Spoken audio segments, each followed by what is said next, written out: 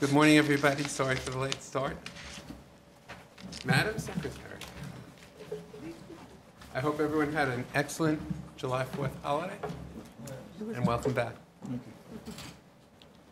Thank you. Good afternoon. This is a City Planning Commission review session. Today is Monday, July 7th, 2014, and a quorum is present. First item on the agenda is proposed modifications to previously approved City Planning Commission special permits and restrictive declaration to facilitate changes to the interim parking plan associated with the Empire Outlets development in Staten Island, and our presenter is Jen. Good afternoon. St. George Outlet Development proposes a minor modification to the special permit for the outlet development site that was approved as part of the St. George redevelopment site, and a modification to a restrictive deck that was also approved by the CPC and City Council on October 30th, 2013 as part of the St. George Waterfront redevelopments. The approved special permit allows the development of a retail outlet mall with approximately 100 stores, a hotel and catering facility, a 1,274-space public parking garage on the commuter parking lot closest to the Staten Island Ferry Terminal, identified as Parcel 2 within the Special St. George District. Parcel 2 is currently occupied by a 786-space surface public parking lot that is used by commuters and Richmond County ballpark patrons.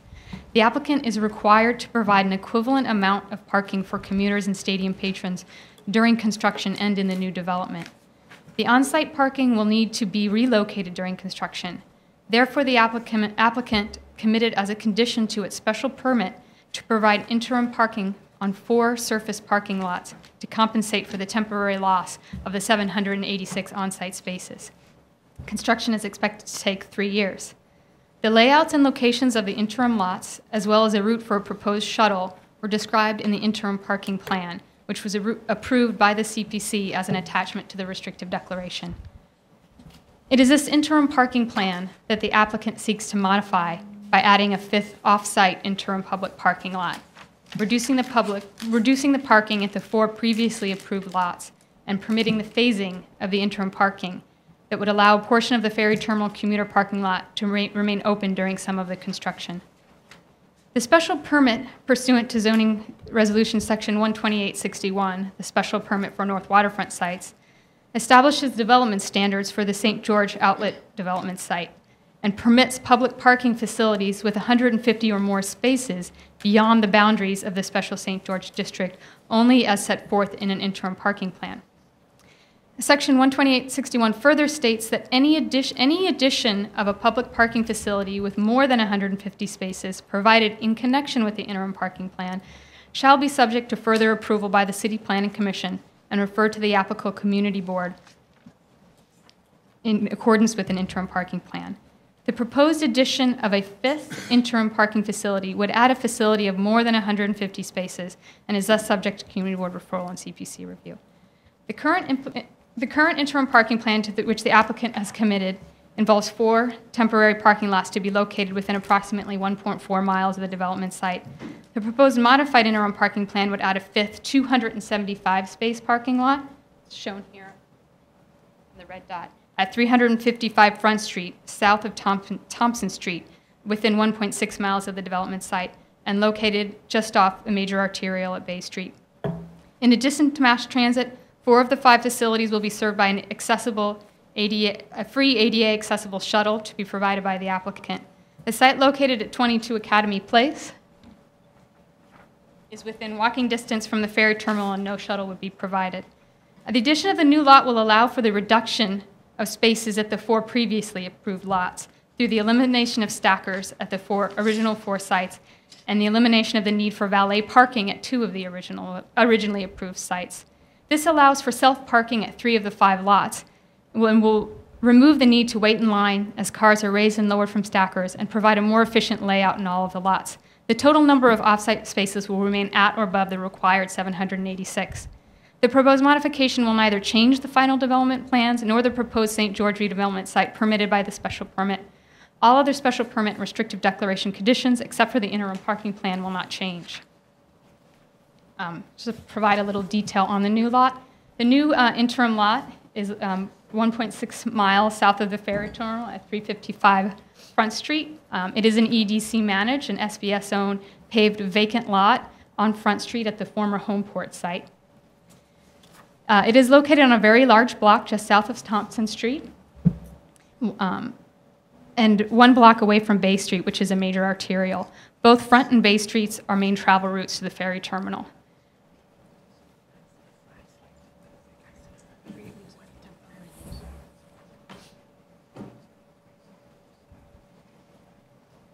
The site is a waterfront block zone C42 and is located within the Stapleton Special Waterfront District. Other land uses in the immediate area include several vacant lots, light manufacturing uses, retail uses, and auto repair. The Staten Island Railroad has a station approximately 2 blocks away, and the historic town center of Stapleton is located immediately to the west. The proposed lot is 100,000 square feet and is on sites B4 and B5 of Phase 2 of the Homeport development. This is a city-initiated redevelopment plan that will be the subject of a future EDC RFP for redevelopment pursuant to the Homeport redevelopment plan. The site also contains a 68,000 square foot vacant warehouse that would be unaffected by the proposed modification. The use of the site would be temporary and pursuant to the St. George text would be required to close upon completion of the permanent parking garage at the Empire Outlets development at St. George. This temporary use will not conflict with the EDC RFP future development of the site. Principal vehicular access for this parking lot is from existing driveways on Front Street.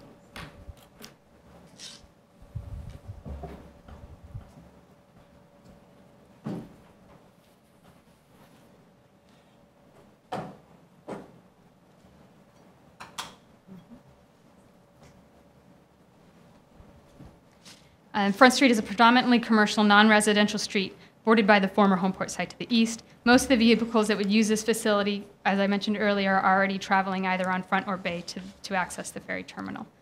The new 275-space lot will be operated as a self-parking facility. There will be no stackers. Patrons at this location would travel between the ferry terminal via a free shuttle provided the applicant, or the Staten Island Railroad from the Stapleton station, and several MTA bus routes along Bay Street.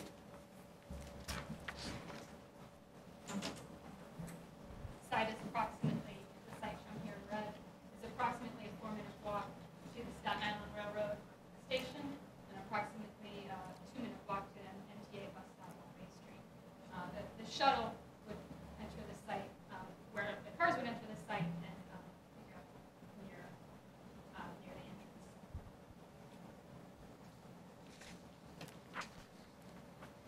The addition of the new lot will allow for the reduction at spaces at the 4 previously approved lots through the elimination of stackers and valet parking, allowing for more efficient layout at these lots.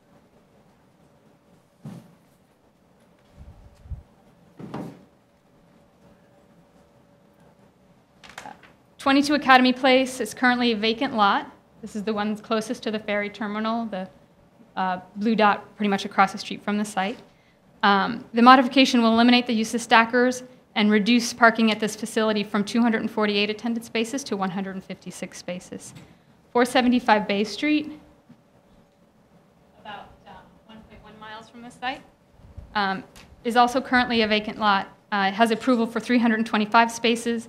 The applicant seeks reducing parking at this to 293 cars by eliminating stackers.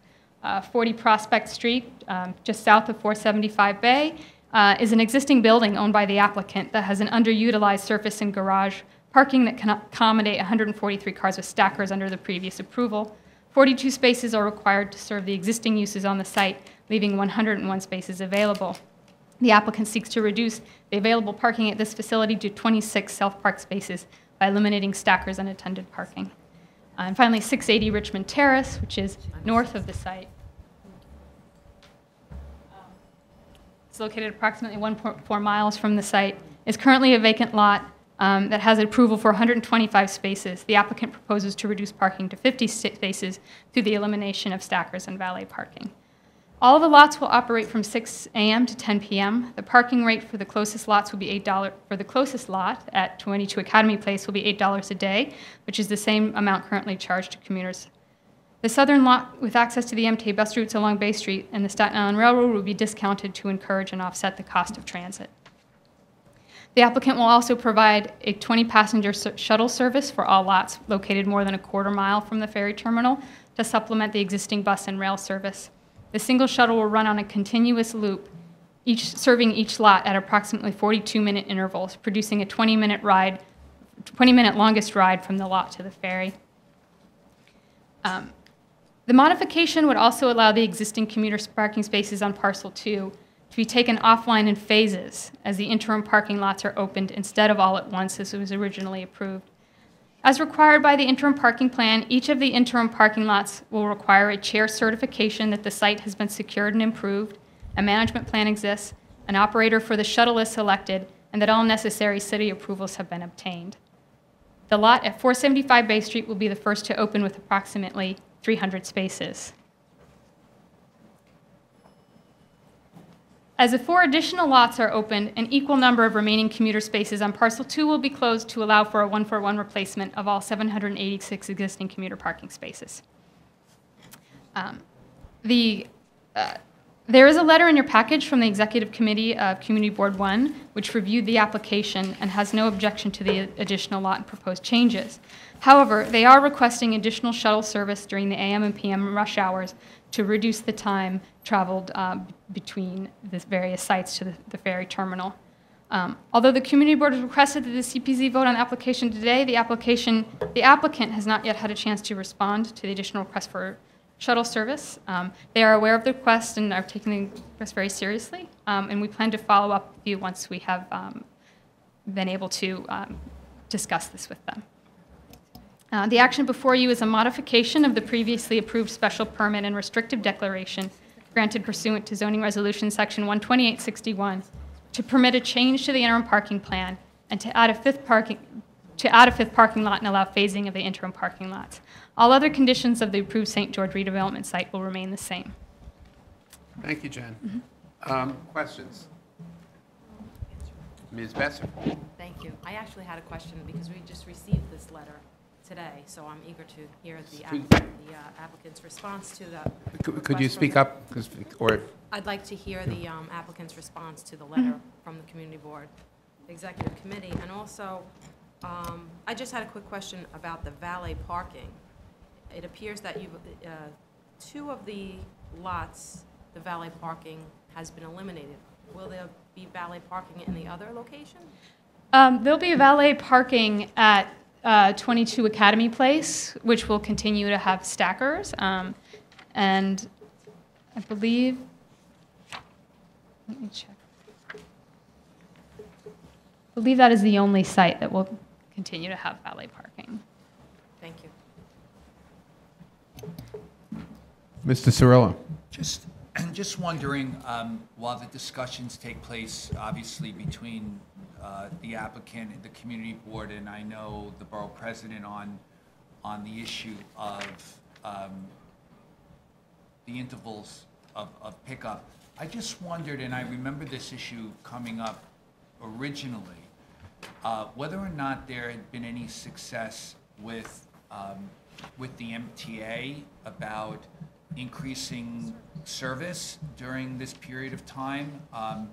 You know, whether the S51, which just runs down Bay and brings people to the ferry, particularly during rush hour, or with the Staten Island Railroad, if there's, you know, which may be more difficult in terms of increasing the number of times the train gets there. But I just wondered if there was any progress in that regard, or I don't know specifically about requests for increase in service. I know as analyzed as part of the environmental impact statement, they looked at the capacity of the existing bus service and train service to accommodate new passengers from these lots, and there was sufficient capacity to accommodate it. And a tech memo was also issued as part of this modification, and there also continues to be capacity on those lines to. okay, thank you.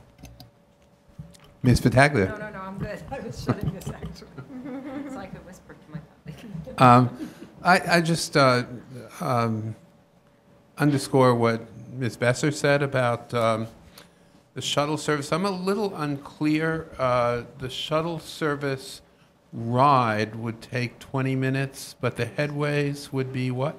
So it's a figure 8 loop, Right. that runs from the ferry terminal.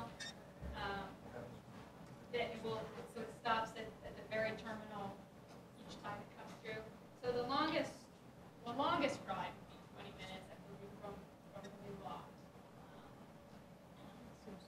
And then the headway would be, the headway would be 20 minutes, 40 minutes, Yeah, every 42 minutes, I think. 42 minutes. So that, if I understand it correctly, the main reason for eliminating the stackers and the valet service, where the valet service is being eliminated, is cost. That's, I think, I one of the assume. main, yeah, I Is there assume any that's other one of the reason main drivers. for, I mean, we're inconveniencing those who are planning to park at 22 Academy Place substantially. That's being reduced by, those are the people who could walk. Yes, that's the primary driver, that's my understanding. So, given the reduction in costs for this interim parking scheme, adding another shuttle that would dramatically reduce headways. I mean, I don't know how many people are going to wait 40 minutes for a shuttle. It's hardly worth it. And what happens when the car goes down?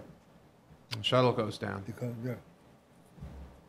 Right. I mean, it doesn't seem like, absent additional shuttle service, this doesn't seem like a scheme that's going to add convenience to ferry passengers. So the applicant is here in the audience today, and we'll make sure that they respond as part of the response to the community board, response to commissioners to address these questions. Okay. Mr. Cantor. Follow up to that, I had asked Commissioner Cirillo, and I'd like your take on it. Is there any way for the shopping area to be built, the commercial area to be built without the parking? To build the mall without any parking? Yeah, is there a way to do it? The parking was required as part of the approvals. the So not reason under for- the current approvals, no. The they'd have reason to- for the yeah. question Uh-huh. is, you indicated earlier that this interim will stay interim until the garage is completed, or the parking on site is completed. Right. And I wanted to know if there's an ability on the part of the developer to procrastinate with regard to the parking.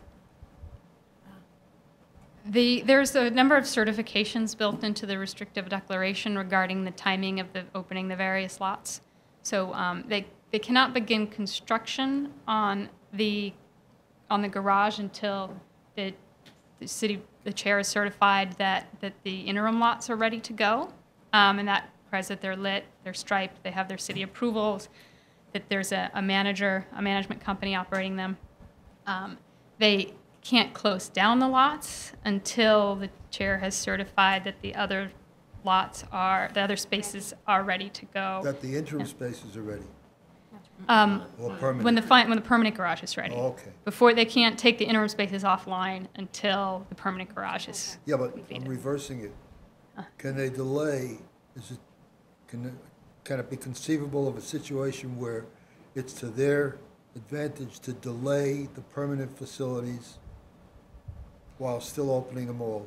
No, and I mean, relying on the interim? the mall is built on top of the parking. End the conversation. Yeah. So, yeah, no. Jen, just to be clear, the only reason for this proposed modification is to reduce the cost of the interim parking. I believe so. It also does allow for some of the sites with the stackers were actually very, very tight, and the layouts, although sufficient, were not ideal. It does the new layouts on some of those lots are improved. I think you're right, though. There is a reduction in spaces in the lot that's closest to the terminal as well. Could you just ask the applicant to indicate how much savings is occurring through this proposed modification, and how that compares to the cost of adding another shuttle or two? Yes, I can do that. Thank you. Ms. Levin? Jen, this may just be a detail, I hope it is, but the briefing sheet indicates that this new proposed lot is currently used informally as a cell phone lot. Is that a significant number of cars, and do we need a spillover space? Where will they go? I'm not sure. It's informal. It's not. I don't believe it's a significant number. I couldn't tell you exactly how many. I would say it's primarily a vacant lot Yeah. in Yeah. most situations. I mean, it's far enough away from the very terminal. I don't think necessarily a lot of people use for cell phone. Okay, so we don't need to worry about finding a new home for this displaced informal use? No. I think it's pretty incidental. There's a lot It's of certainly there's a not. lot of on-street Yeah. parking available on Front Street. So they can hang out there? Thank you. Okay, any other questions? Okay, referred to Community Board, 45 days? Thank you. Well, we have a No, we community board recommendation already, so apropos of the questions that have been asked by the Oh, commission. right. We'll get a response from the applicant and bring it back. We'll bring to it back. holdings. Okay, thank you, right. They beat the gun on this. Eager, fast. eager for it to happen. This is, wow, okay. Let's now move to item number 2, page 103, proposed zoning text amendment to facilitate automobile service and repairs in a mixed-use development in the Special Clinton District for a development site located on West 42nd, 11th Avenue, and West 43rd Street. Now, presenter is Dominic. That's item number 2, page 103.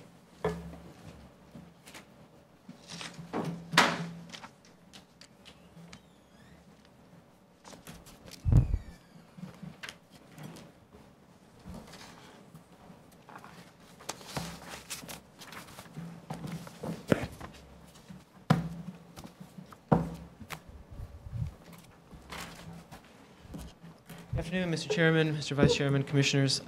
This is an application brought for an amendment to Section 96-21 of the Special Clinton District, specifically the sub-area 1 of the 42nd Street perimeter area of the Clinton District.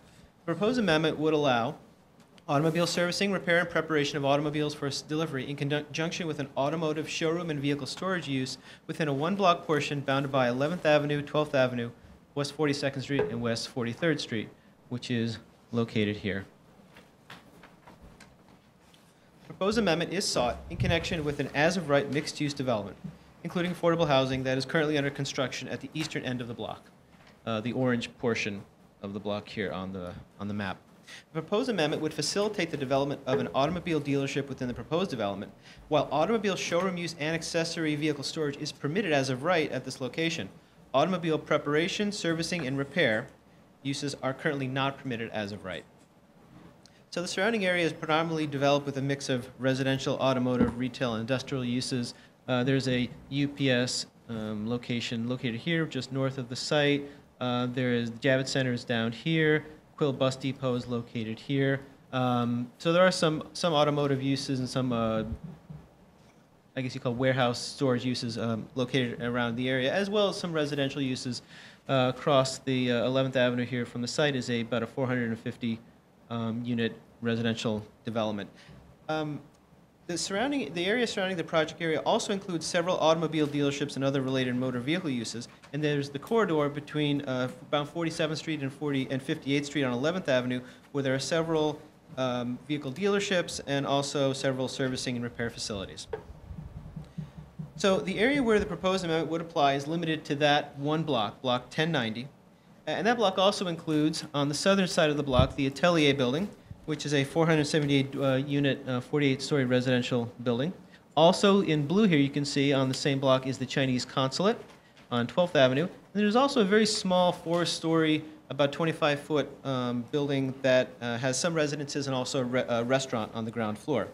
The project area is in a C64 zoning district, as I noted in the Special Clinton District, and that C64 district permits 10 as of right, residential or commercial, bonusable up to 12 FAR by use of the inclusionary housing bonus that is available in the Clinton District in that, well, at least that portion of the Clinton District. And just to note, there's also some manufacturing areas to the north, about 10 blocks to the north between 11th and 12th Avenue, and then 2 blocks just south of the site are also manufacturing districts, and the automotive uses that are proposed here for the site, all the automotive uses would be allowed in a manufacturing district. So the development site itself, where the proposed building is currently being constructed, is about 70,000 square feet. It's on the eastern portion of the block, and it has 250 feet of frontage along West 42nd Street, 450 feet of frontage on West 43rd Street, and occupies the full 11th Avenue block frontage. The building itself, which as I noted is under construction, is expected to be completed in 2015. Now that proposed development would be a 60-story mixed-use building, approximately 936,000 square feet, and it will contain about 1,175 units. 253 of them are proposed to be affordable. It would also include a little more than about 301 accessory parking spaces that would be located on the first floor, the mezzanine, and the second floor. The building would also contain a public fitness center on portions of the cellar, ground, and third floors, as well as a small commercial area at the corner of 11th Avenue and 42nd Street. Now, the text amendment, as I noted, is needed because while the use group 9 uses of an automobile dealership and showroom are permitted in a C64 district, some of the uses that are, one would think would be normally accessory to that are not allowed here. In fact, the text specifically excludes these uses from an automobile showroom. So even if we wanted to think of them as accessory, the text would not allow them to be allowed because they would be accessory. The text specifically excludes that. Now, the proposed text, that is, would allow these uses as well as require 3 restrictions. And those restrictions are that access to portions of the building that these use group 16 uses would be where they would be found, would only be allowed on West 43rd Street. So only access on West 43rd Street.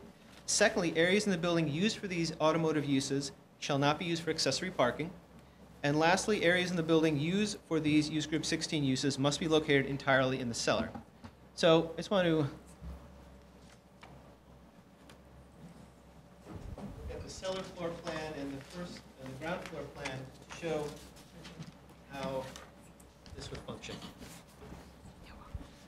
So the applicant proposes that about 62,000 square feet, what is shown here in blue, on the cellar level and on the ground floor level, would be dedicated to this automotive dealership. The dealership would be located on the ground floor here at the corner of 11th Avenue and 43rd Street. That's where the showroom would be located. And then at the cellar level, there'd be vehicle storage located here in the western portion. Some vehicle storage perhaps here, but here in the eastern portion would be where the servicing would happen. There'd be about 12 service bays for repairs, servicing, getting a car that is about to be purchased ready for the actual sale.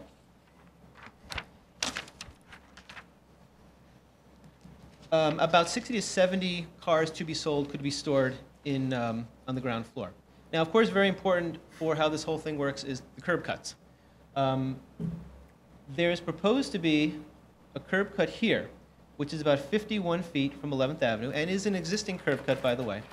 This would be access to the repair area for, let's say, a purchaser of a car that would want to get the car repaired. Just to note, only cars that would be purchased by this particular dealer would be repaired here. And this is about 180 feet, the length of the ramp.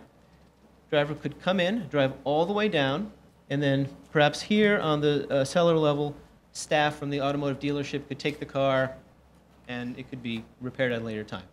By the way, the ramps here and also here is about 20 feet, so it would allow two-way traffic.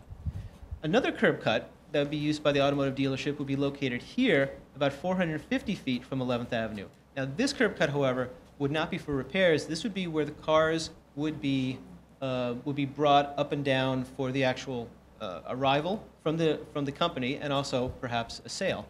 So in other words, a truck carrying several cars from the automotive company could park here. Staff could then bring it down here to about 180-foot long ramp down to the cellar level, where it could be brought here or brought here for storage. And again, this would be about a 20-foot width of a ramp, so it could be egress and ingress. The other two curb cuts, one is located here, which is about 111 feet from 11th Avenue, which is just for loading. And then here, about 250 feet from 11th Avenue, this is the residential accessory parking access. And here, how this would work is a driver would drive in and then up to the next level. The mezzanine level is here.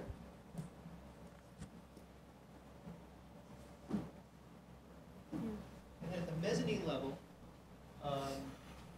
staff of the garage could take the car, park it, and then when the resident needed it again, they would come down to this level and access the car. Just want to point that out, that the idea is that the access for the residential parking would happen on the mezzanine level. It wouldn't happen at this level. So that would, the idea is it would help the flow of the accessory parking versus the other uses in the building. So I think that, one more thing I wanted to point out. The other curb cut, there are no curb cuts on 11th Avenue. There is 2 more curb cuts for the residential portion of the building, and that's here on 42nd Street. A little driveway, a little porte cochere for drop-off for the residential portion of the building. So, are there any questions? Questions? Ms. Delos. Hi, how are you? So this wasn't anticipated as a potential use when this first came for approval? No, I think it was. I believe it was. Okay. Okay. Great. But we're just coming back after that. Okay. Mr. Cantor. It's had this zoning for a long time. Huh? It's had this zoning for a long time. Okay, I see. They have already built in, or have left room to build in, on the assumption that this will occur. Okay. My question is, when you speak to storage, are you speaking about them storing inventory, or are they storing the cars coming in for service? No, I believe that it would be inventory. Okay. Okay, right, yes. Now- Sorry. Every day, particularly from 7 in the morning till 9 in the morning, there are cars that are going to come in. There's going to be 2 turns every day. That's normally the way a service operation functions. My question is, how many cars do they expect to service per day? And what impact would this have on all the other activity that's going on with the deliveries as well as the people trying to get in and out of the community? I noticed that the negative deck, well, there was a negative deck, but I'm saying to myself, has anyone done a detailed analysis of traffic flow on that block? Okay, I don't think that the detailed traffic flow study has been done. I will check on that. What I believe, though, is that how this was analyzed was the no-build condition would be that the portion that is being constructed now that we see here is expressed as service area and storage would be considered accessory parking in the cellar and more retail. So the idea was that the no-build condition would include a lot of retail. So the study would be from the no-build condition versus what is proposed here, because the no-build condition is permitted as of right. And I don't believe that the thresholds were met by the seeker analysis, so that a very detailed analysis would need to be undertaken, but I will check on that. Or would they be triggered, or could they be triggered by the business of bringing in loaners and taking out loaners and traveling? As a service facility, they're going to have a turnaround every day. Okay, it's a fair question. I don't have a detailed answer at this time. Ms. Levin. Thank you, Dominic. Well, first, on that topic, this block of 43rd Street is, in fact, fairly lightly traveled because you can only turn right and go north on the West Side Highway. You can't go across and go south. And the entire block front across the street is taken up by a huge UPS facility with tractor trailers. I mean, the main feature of traffic on the street right now is these enormous UPS tractor trailers that have kind of a challenge getting in and out of their own loading bays, and I think will be a factor for the auto showroom to have to deal with. But in terms of other traffic, it's not really very heavily trafficked. But that's just anecdotal, and we should look at the traffic analysis. But you mentioned in your presentation something that was not included in our briefing package, and that's that the residential accessory parking is on a mezzanine level. I presume that's as of right, but I have questions about whether, is that at the, below the 23-foot limit, so it doesn't need special approvals, and will it be wrapped? What's it going to look like on the outside of the building? Well, it's technically not as of right, because the applicant did come for a certification under the special Hudson Yards District parking regulations. So with that, however, there had to be a certain amount of parking available in the general area, and there was, and they were able to obtain the certification. As for the level of the mezzanine level, I don't know exactly what level, if it falls within the 23 feet or if it doesn't, and whether it is, it could be subtracted from the floor area of the development. It's over 23 feet, you have to subtract? Yeah. Yeah, well, so, We'll look I guess a into it. bigger concern to us is what does it look like on the outside of the building? And Okay. does it comply, well, are there regulations at this location that require it to be wrapped, or are we going to look at headlights? I don't think Hope not. I don't think there are wrapping regulations. The same one. Well, I know they're on the special Hudson district. I'm trying to think if this area imports those specific parking regulations, and that I will have to. I don't remember either, Yeah. but anyway, it would be unfortunate if it looked like a parking garage. We will get back to you on both of those points, actually. Any other questions?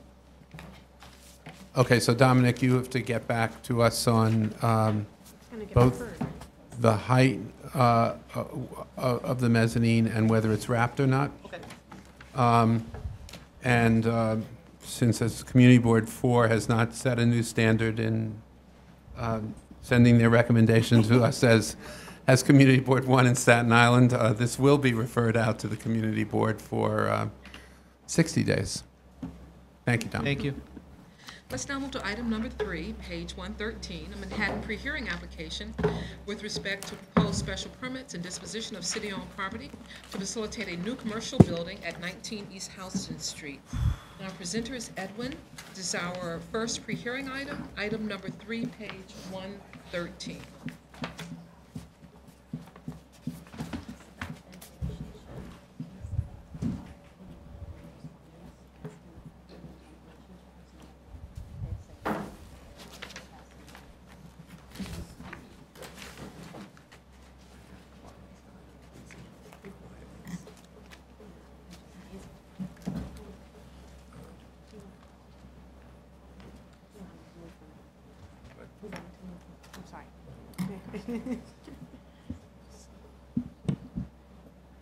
Good afternoon, Chairman Weisbrod. Good afternoon, Commissioners. As Jackie said, this is back for a pre-hearing post-long weekend follow-up. The applicants seek the grant of 3 City Planning Commission special permits and the disposition of city-owned property to facilitate new commercial development at 19 East Houston Street. The project site is located in Soho within Manhattan Community District 2. The requested actions would facilitate the development of a new 6-story commercial building having approximately 35,000 square feet of floor area. The cellar, ground floor, first floor, second floor, and third floor would retain retail space. The upper floors would have commercial office space. In addition, as I said before, to the aforementioned special permits, the project also requires city disposition property approval. This property will be disposed from DCAS to the New York City Land Development Corporation for subsequent disposition and sell to the developer from EDC. Now, the proposed project site, 19 East Houston Street, is located on the south side of Houston Street between Crosby and Broadway. You can see the photograph over here on the far left. That shows the existing built condition. The site comprises about 6,100 square feet of lot area.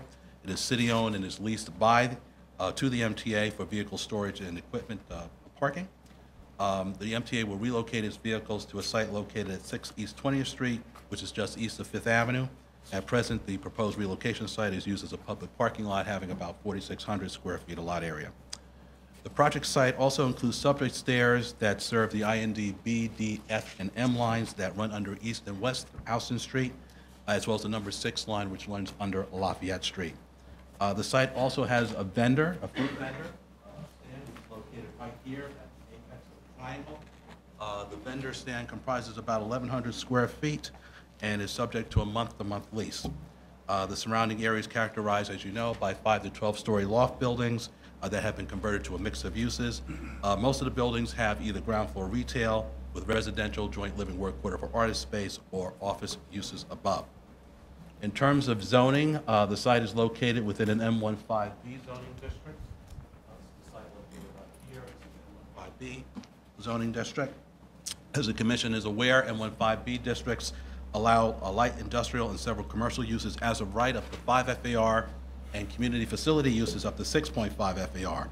However, use group 6, which comprises local retail uses, office uses, and art galleries, are not permitted below the second level of any building within the M15B district. Additionally, use group 10A, which comprises large stores in excess of 10,000 square feet, is not permitted as of right. Regarding the building height, the building may rise to either 85 feet or 6 stories, whichever is less, and above which the building height is controlled by the sky exposure plane. In terms of the build program, the building would rise again to 6 stories. This is sort of like an elevation of the building.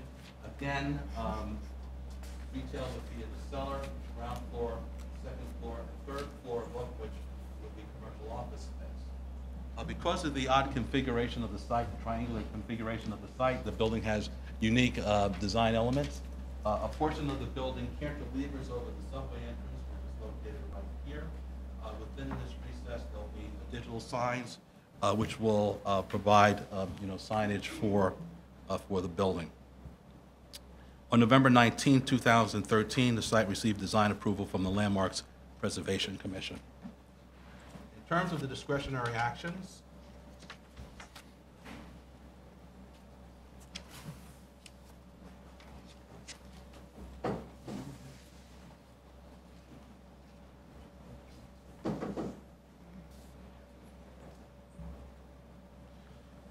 under 74.712, the Commission may modify use and bulk regulations for sites located within M15A and M15B districts, within historic districts that comprise vacant lots, lots having minor improvements, or lots where not more than 20% of the lot area,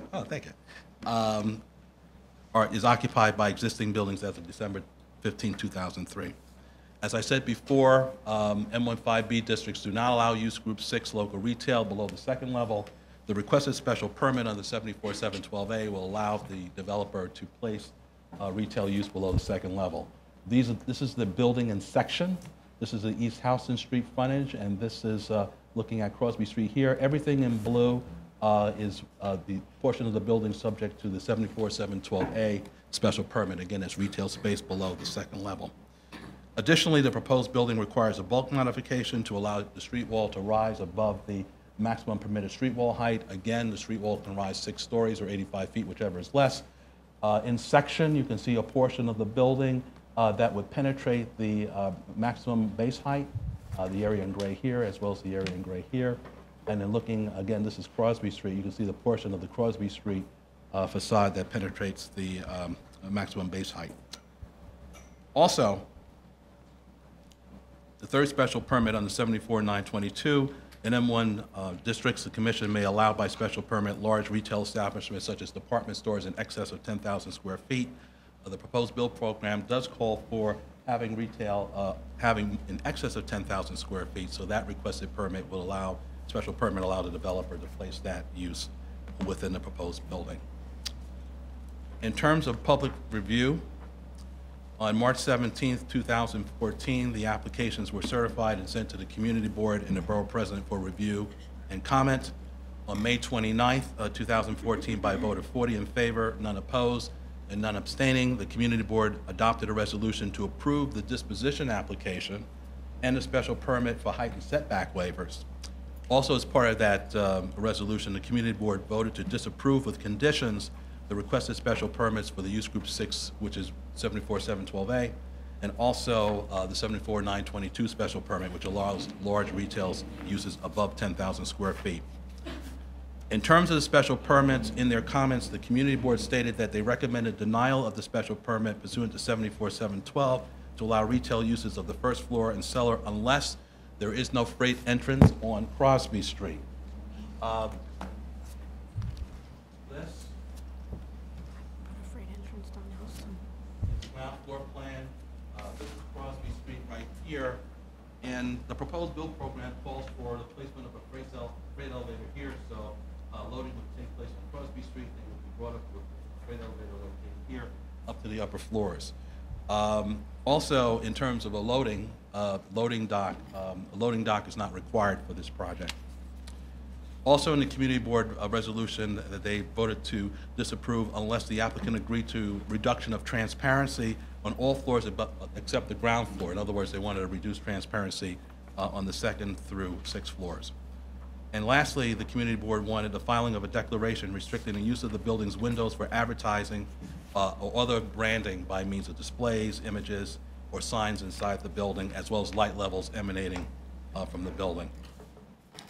In terms of the special permit under 74-922, the community board recommended denial of the special permit to allow a retail store exceeding 10,000 square feet, but does not object to a multi-level retail and office project if two more smaller stores are included in the build program. As I said before, they recommended the waiver of a loading berth. Again, loading berth is not required here. And also the community board had concerns about the RFP to facilitate the disposition of the city-owned lot. They felt that the process was not transparent enough, and the board was not consulted in the formulation of objectives for the disposition of the city-owned lot. On June 30th, 2014, the borough president issued a recommendation to deny the proposed disposition, bulk waiver, and use special permits, which is 74-712A and 74-712B, unless the retail use consists of a minimum of 2 stores and be limited to the first 2 floors, so that's somewhat consistent with what the community board had requested. That DOT and the MTA and the project team continue to work together to work on a widening of the sidewalk of East Houston Street. We have been informed that the borough president has been in conversation with the project team to identify ways where the sidewalks can be both widened on Crosby and on East Houston Street. We understand those conversations are ongoing. And also that the development team reach an agreement with the community board on reduced transparency of the windows above the ground floor and limitations on lighting and advertising signage. For the 922 special permit, which allows retail space above 10,000 square feet, the borough president recommended disapproval on the grounds that it will have adverse effects on that would interfere with the appropriate use of the land in the district and will impair the character of the surrounding area. What I failed to show you earlier in my presentation is what the building will look like. This is the rendered building. We're looking at, this is East Houston Street, this is Crosby Street, and this is the subway entrance above which the 2nd story of the building cantilevers. That concludes my presentation.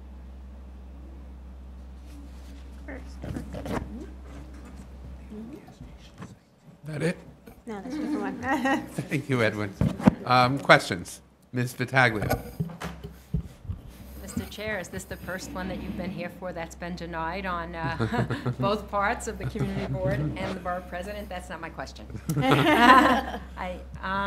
Edwin, two things. I will say it's the first one I've been here that I had a client who was not selected. So, So you did answer nonetheless. Thank you. These are the challenging ones. When the community board and the borough president deny it, whether or not we feel there's merit, and I won't address the merit part of it, but I wanted to ask you 2 things. One is probably a simple answer. Is DCAS a co-applicant only because of the disposition? Yes, and only on the disposition, not on the special permits. So no particular opinion as to the merit. Right. Mm-hmm. And then, will the applicant be here on Wednesday to address the concerns of both the community board and the borough president? Absolutely. In fact, the applicant is here today. Okay, great. And they will be there on Wednesday. So I'll reserve those questions for that. Thank you, Edwin. Mm-hmm. Ms. Levin. Edwin, anticipating, well, I guess the whole issue of transparency and signage and it is reflected in the community board's letter and the borough president's letter, and I gather that there was a previous marketing piece put out by the applicant that had the appearance of making the entire facade of the building look like a billboard, which is what the community is so concerned about, and which I would agree is not an appropriate visual image at the gateway to the historic district. Can you remind us what the existing rules are about signage Yeah, the signage rules are very, very interesting. In M districts, M1, M2, and M3, advertising signs, illuminated and flashing advertising signs are not permitted. However, you can have advertising signs that are backlit, so they can't be directly lit, but they can be backlit. So if they're like in a building behind a glass and they're backlit, you can have that, but there's a limitation of the size of the sign, 500 square feet or so. For non-illuminated signs, the square footage is larger. You can have up to 750 square feet. But again, advertising signs are not allowed in the M districts. Illuminated are not allowed. Okay. Non-illuminated is allowed. It's a feature of some newer retail frontages to have, large LED panels inside the window, so inside the retail space, not on the facade of the building, but inside, but projecting outwards. Is there a limit? If those are a sufficient distance within the wall of the building, are those regulated? I believe there is a distance requirement. I tried to get that information for review session in anticipation of that. I'm going to follow up on that and try to get information. We had a similar issue in Harlem at Harlem USA, where you have very large windows on the upper floors and where signage was placed behind the glass at considerable distance but can be seen from the street. I believe there is a distance from the window to the wall. I'll get that information for you. Thank you. Yeah. Mr. Cantor. Edward, Crosby's a real narrow street, and it's very heavily trafficked. As I'm looking here, if a truck wanted to park facing north in order to unload, and obviously it's not going to be an 18-wheeler, but the regular trucks in the course of the day, it's not unlikely there will be double parking. And am I accurate? Is this a one freight elevator and one passenger, or is the freight elevator a swing elevator? One freight, one passenger. What do they do when the passenger elevator goes down? The applicant can answer that question. Okay. Yeah. But once again, if deliveries are made on Crosby and there's parking on Crosby, a double parking over here is really a mess. Has any discussions been held as to the possibility of parking on Houston? The only discussion that I'm aware of is regarding Houston. This is in the correspondence that I forwarded to you. We forwarded to you on Thursday. There has been conversation about widening both the sidewalks in Houston as well as Crosby Street. Right now, the sidewalk at its widest point is about 20 feet or so, then it sort of necks down to about 10 feet. And these are grates that are placed in the sidewalk as well. There have been some conversations brokered by the borough president to widen the sidewalk on East Houston Street another 2 feet or so, and those conversations are ongoing. In terms of Crosby, there are conversations to possibly widen the sidewalk, maybe an additional 2 or 3 feet. Widening the sidewalk? Widening the sidewalk. Which makes the roadbed only smaller. Yeah, right now, the mapped width is 50 feet. The carriageway is about 26 feet, because the sidewalks are 12 feet apiece. So if you reduce it 2 to 3 feet, you're looking at a carriageway of about 23 feet or so. Which means anybody double parking is just about going to close it off if another truck comes behind them. In other words, if you got a guy double parked, another truck's not going to be able to get past because it's one of the narrowest streets down there. Right, right. It is. And I think it's also cobble. It is cobble, yes. Ms. Deleuze. Hi, Edwin, 2 questions for you, and hopefully you can answer them, but if not, I'm sure folks on Wednesday can, hopefully. So, speaking of the ventilation shafts that are on the sidewalk, so how is sidewalk capacity calculated when there's a presence of ventilation grates on the sidewalk? I know I personally avoid them like the plague, but I don't know. That's an interesting question. Unfortunately, I don't have an answer for that question. Okay. And the other question I have, and again, this is probably for Wednesday, just wanting to ask how it is in the RFP process that it was anticipated that the ventilation was going to be inside the property, and then obviously now it's exterior. Obviously, it's a very oddly shaped building, but I'm definitely concerned about what that meant for folks who asked the question before submission of the RFP versus folks who asked the question after. And it's also my understanding that the placing of the ventilation grates on the sidewalk was something that came later. The RFP was modified for that. As you know, it's basically common practice to have ventilation for the new, like for the Second Avenue subway, to be placed in buildings above grade, not ventilation on the ground. Okay, thanks. Any other questions? Ms. Del Toro. Thanks for your presentation. I was just wondering, there is a lot of concern on the part of the community board and also the borough president on the proposed retail use, whether it's a one retail with maybe a flagship store over 10,000 square feet, et cetera, and they're proposing 2. Do we know whether the developer is amenable to that recommendation? They can speak to that on Wednesday, but it's my understanding that they would prefer to have a large anchor tenant there to occupy most of that retail space. We're talking about 17,000 square feet of retail. Even though the building has 35,000, 17,000 of it is dedicated for retail. But I'm very, very familiar with that area, and there are a number of large stores right now just across the street. I mean, it's going to be just like all the corners. Crate and Barrel on one side, the Adidas, the big store where the Park building, and so destination stores also bring in a lot of traffic, pedestrian traffic, and so you can understand the concern of the community. It is becoming almost dangerous in terms of pedestrian traffic, that area. So I really would like to know whether the developer is in discussions with the community board and the borough president about the possibility of two retail establishments as opposed to one flagship. Okay. Thank you. Any other questions? Thank you, Edwin. Thank you. Hearing on Wednesday. Let's now move to item number 4, page 170, proposed urban development action area project designation, project approval and disposition of city-owned property to facilitate a community facility and expansion to a neighborhood garden. Our presenter is Carolina. This is item number 4, page 170, our second pre-hearing item of the day. Get a borough president recommendation?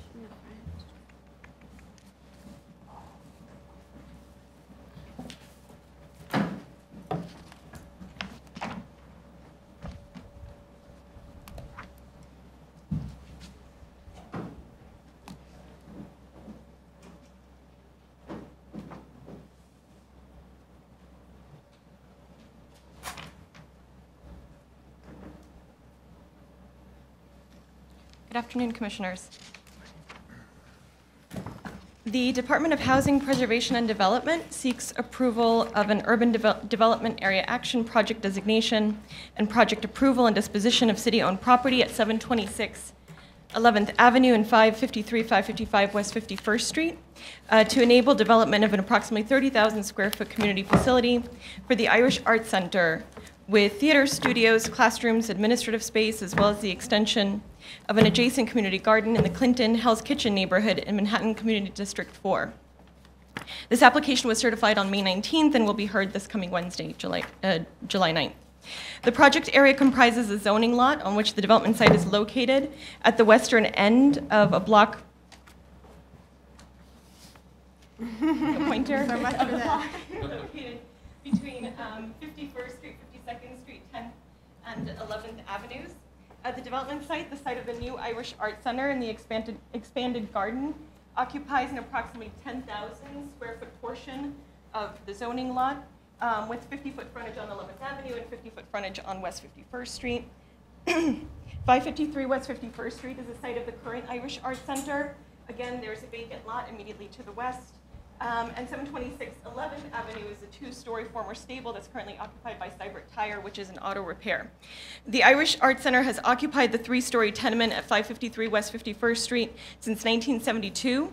The cultural center's needs have outgrown its current facility, which is limited to a 99-seat performance space, a lobby that is also used as an art gallery and dance studio, and several small rooms on the upper floors that serve as classrooms, theater support rooms, meeting rooms, and administrative space. The new 30,000 square foot building will allow the Irish Art Center to expand its programming and reach a wider audience.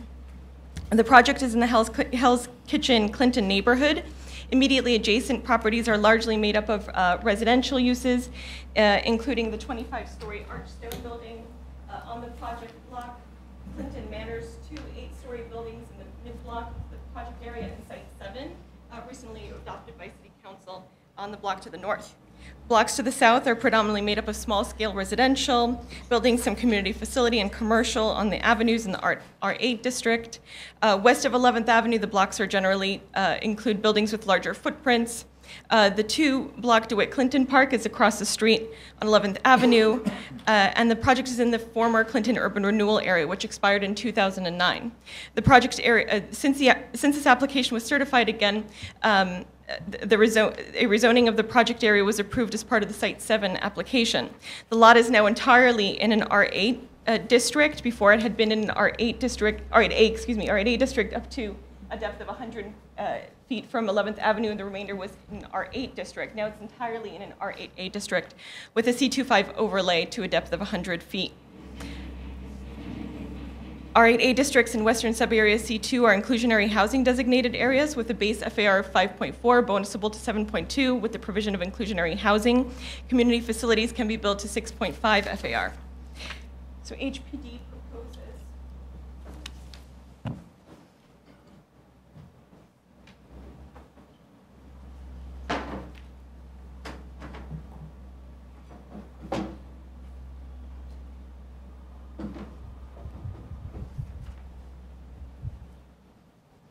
So what's proposed is an urban development area action plan designation and disposition of two disposition areas. Again, the 8,800 square foot portion, which is a portion in white, occupied by Spector Tire on 11th Avenue, as well as the Irish Art Center on 51st Street, will be disposed of for the construction of the new Irish Art Center Community Facility Building.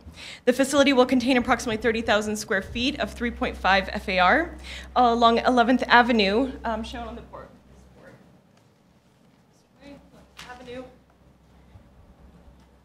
There will be a 5-story segment of 78 feet with a setback at 58 feet. The Irish Art Center building, excuse me, on 51st Street will be replaced with a 3-story, 35-foot tall building segment, and the two will be connected by a 26-foot high segment in the rear yard. The building will be programmed with a multi-purpose performing arts theater, a dance rehearsal studio, classrooms, administrative space, street-level communal space that will accommodate accessory food and beverage service and small performances, as well as outdoor terraces. The existing brick facades of both buildings on 726 11th Avenue, as well as the current Irish Art Center, will be preserved and integrated into the new building. The second disposition area, the smaller disposition area in green, comprises 1,255 square feet, and that's a paved yard that will be landscaped to extend the existing Juan Alonso Community Garden here at the corner of 51st and 11th Avenue that will be accessible to the community by key. In addition to a UDAP designation disposition, HPD separately seeks a mayoral zoning override to allow a rear yard obstruction of up to 26 feet rather than 23 feet. The 26-foot segment in the rear yard again links the 11th Avenue and 51st Street portions of the building. An override is also sought to allow a 58-foot building base height rather than 60 feet to allow the existing facade of 726 to be integrated into the proposed building. On June 4th, Community Board 4 voted unanimously to approve the proposed action. The Borough President is expected to issue a letter later today. It will be made available to the Commission before the hearing on Wednesday, and there will also be a representative from the Borough President's office on Wednesday to speak to this application. Welcome any questions. Thank you, Carolina. Questions? Ms. Battaglia. First question, how do you feel? Thank you for asking very well. Thank you. Second question, I don't remember when we certified this. The tire company, are they relocating? No. Cybert Tire is relocating. It was Cybert Tire's new home as part of the Site 7 application. Their new home is being integrated into the building that fronts on 53rd Street. And with regard to the phasing of that relocation and how it will be phased with Irish Arts, the applicant, HPD was the applicant on both sets of, on both applications, and they'll be able to speak to how Cybert Tire will make its way to 53rd. Any other questions? Thank you, Carolina. Thank you very much. See you Wednesday. Let's move on to scheduled votes for this Wednesday. Favorable resolutions have been prepared for the following. The Tropper Residence, which is an authorization to facilitate an enlargement to an existing home in the Special Natural Area District of the Bronx. We have the Fordham Road bid expansion proposal, the West Shore bid proposal in Staten Island. We have 101 Flag Place and 20 East Entry Road, which is a Special Natural Area District in Staten Island. It's an authorization and certification to facilitate a swimming pool and a cabana. We have 169 Castleton Avenue. Only Staten Island. These are the best. Which is a special hillside preservation district certification to subdivide one zoning lot into two. We have 430 Ocean Terrace, which is a special natural area district certification that no authorization is required to facilitate expansion to an existing residence in Staten Island. We have 190 Coverly Avenue, which is a special natural area certification that no authorization is required to facilitate expansion to a single-family home. We have 117 Madison Avenue, which is a special South Richmond Development District certification to subdivide one zoning lot into two. And we have 124 and 128 Bedell Avenue, which involves special South Richmond Development District certifications for a zoning lot subdivision to reapportion two existing zoning lots into two new zoning lot configurations. For July 21st, which is a Monday, so we'll have a special meeting at your review session. We have the Woodward Avenue rezoning, which, as you recall, is a proposed zoning map amendment from M11 to R6B, R6BC13, and R5B to facilitate predominantly residential development. We'd like to have our second post-hearing follow-up discussion for this item, and you received a letter from the applicant, which Tom, here's Tom, will help to walk us through. Good afternoon. The letter that you received basically just states the applicant's commitment to providing affordable housing on the site. They begin by saying that regardless of any future action taken by city planning, that they would agree to provide 8 units of permanently affordable housing on the building. Then they go on to stress their support for a follow-up action that would add the area being mapped into R6B to the designated list of areas where inclusionary housing can be used. That would give them an extra 0.2 FAR, and they would be able to provide a greater number of affordable units that way. Their next point is that they restate their promise not to file any new building permits for the site until the follow-up action process by DCP will finish the ULURP process. So that's basically the agreement as it stands with the applicant. We also received some information back from the Maspeth IBZ manager about uses in the Maspeth IBZ. Just kind of the rough numbers are 14% of the lots within the IBZ area are actually vacant. More than 60% of the lots in the Maspeth IBZ are industrial uses, but not necessarily manufacturing. 42% are construction companies, contractors' yards, but only 10% are actual manufacturers, people who are producing new items. And only of those manufacturing operations, 63% employ fewer than 20 employees. So it is fairly in keeping with Ted Renz's testimony about the area, just a slightly lower vacancy rate. Questions to Tom? Ms. Battaglia? Thank you, Chair Weisbrod. Very passionate about this project, as you know. The first question I would have asked, and I will still ask, maybe a moot point after I ask the second question, but the applicant is committing what I will call a meager 8 units, but 8 units nonetheless of affordable housing, but has committed not to pull permits until the future follow-up action is complete, which would, I imagine, then pass and it would become an inclusionary area. So the question really is, should then all of that take place, are we going to get 20% over and above the 8 units, Tom? You will get 20% of the new total floor area. Plus the 8 units.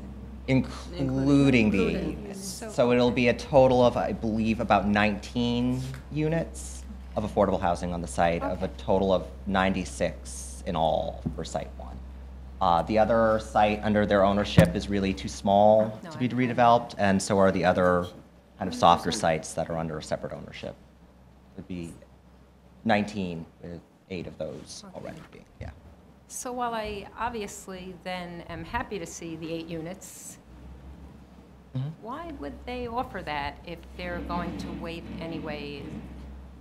I think it's a good faith measure in case something happens along the way that would prevent us from finishing the ULURP, or something went wrong. There was some issue in the ULURP process for the additional, to list it for the inclusionary housing district. And I just want you to remind me, Tom, if this rezoning goes through, which I sincerely hope it does, it brings a lot of properties that are not in compliance into compliance, correct? Yes, which a great is number. an added reason to put value on the rezoning. Definitely, definitely. Ms. Levin?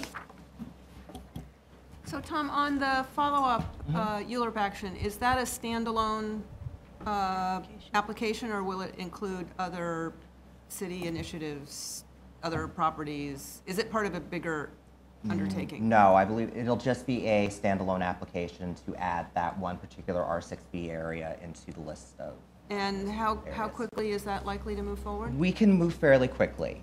The ULURP application is very brief since it's such a small area. It's just a text amendment.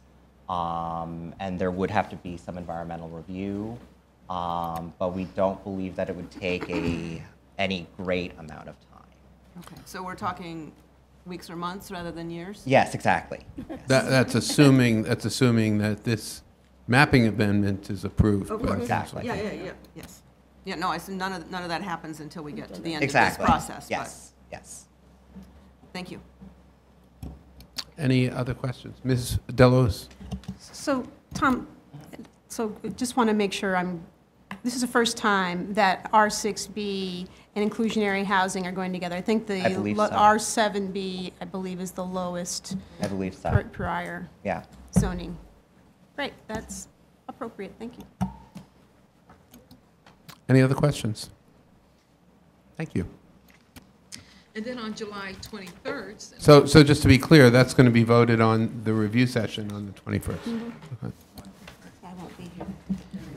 And on July 23rd, staff will be preparing favorable reports for the Grant Avenue demapping and map amendment, which will facilitate additional parkland in the Bronx, and 155 Mercer Street, it's a special use permit to facilitate retail in the Soho Cast Iron Historic District.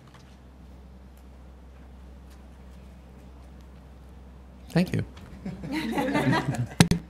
That is all. Meeting adjourned. I will see you on Wednesday. Enjoy the good weather. No, I think it's St. George and the Red.